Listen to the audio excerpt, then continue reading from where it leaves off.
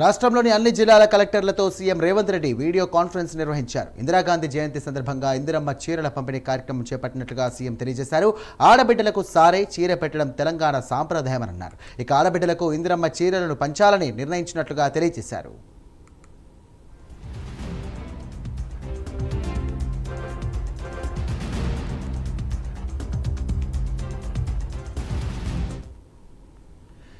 చీరల పంపిణీ ప్రక్రియకు ప్రతి నియోజకవర్గానికి స్పెషల్ ఆఫీసర్ ఉంటారని, అన్ని మండల కేంద్రాల్లో విడతల వారీగా చీరల పంపిణీ చేయాలన్నారు సీఎం రేవంత్ రెడ్డి. ఇక పండగ వాతావరణంలో ఇందిరమ్మ చీరల పంపిణీ కార్యక్రమం జరగాలన్నారు. ఇక మహిళా ఉన్నతి తెలంగాణ ప్రగతి పేరుతో కూడా చీరల పంపిణీ చేపట్టనున్నట్లుగా తెలియజేశారు.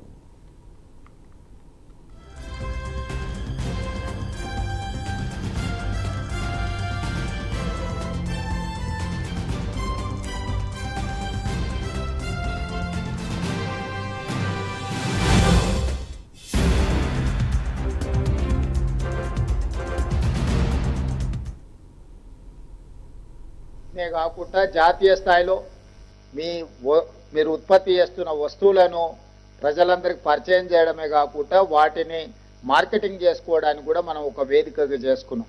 ఈ మధ్యకాలంలోనే మనం అమెజాన్తో కూడా మాట్లాడుతున్నాం. అమెజాన్లో ఆన్లైన్ మీ వస్తువులను పెడితే ఆన్లైన్లో మీ వస్తువులు కొనుగోలు చేయాలనుకున్న వాళ్ళకు కూడా అవకాశం వస్తుంది. కాబట్టి తద్వారా అంతర్జాతీయ స్థాయిలో మా ఆడబిడ్డలు తయారు చేస్తున్న ఉత్పత్తులను అన్నిటిని కూడా ఈరోజు మనం జాతీయ స్థాయిలో అంతర్జాతీయ స్థాయిలో గుర్తింపు తీసుకురావాలన్న ఆలోచనతో ఈరోజు మన ప్రభుత్వం ప్రయత్నం చేస్తుంది.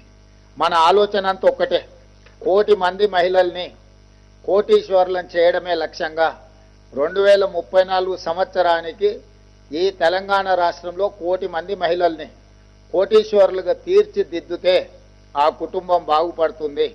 ఆడబిడ్డ ఆర్థికంగా బలపడితే ఆ కుటుంబంలో ఉన్న పిల్లల చదువులకు కానీ కుటుంబ సమస్యలకు కానీ అన్నిటికీ పరిష్కారం దొరుకుతుంది అని మనము బలంగా నమ్ముతున్నాం.